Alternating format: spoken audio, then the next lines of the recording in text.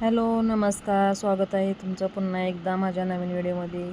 तर हे आंबे गावावरून आलेले आहेत आणि कच्चे आहेत, जरा पिकलेले नाहीत. माझ्या बहिणीने पाठवल्यात.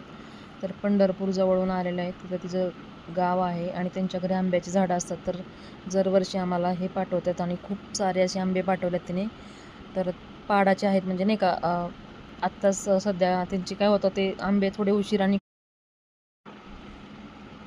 तर पाहू शकता तुम्ही. आणि खूप असे सारे तिने आंबे पाठवलेले आहेत. खूप मोठ्या साईजचे आंबे आहेत, खूप गोड असे आहेत.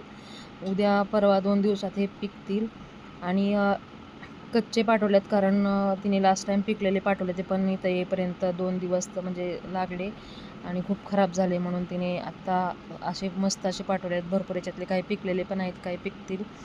त्यानंतर मला आज केकची ऑर्डर होती, तर मी आज इथे केक बनवले आहेत, म्हणजे OTGमध्ये केक ठेवले आहेत बेक करायला.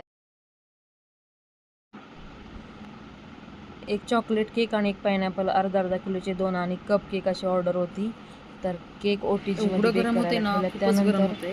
एवढा आणि दिवसभर घाम पाऊस तर येतोय ना, अजून म्हणजे सुरू नाही खूपच झालेला. असं हे होतंय. वातावरण एकदम असं हे आहे की गरम होते आणि नुसता घाम येतो, असं असं वातावरण आहे.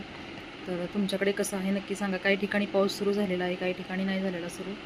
दिवसभर म्हणजे असं एवढं ऊन नसलं तरी काय माहिती गरमच होतंय खूप. मग आता पाऊस येतोय का काही काय त्याच्यामुळे. आणि बाकीचा व्हिडिओ आवडला तर नक्की सांगा. माझं जे मॉर्निंग रुटीन आहे किंवा तुम्हाला दिवसभराचं रुटीन बघायला आवडेल का, हे नक्की कमेंट करून सांगा. आणि चला, परत भेटूया नवीन व्हिडिओमध्ये.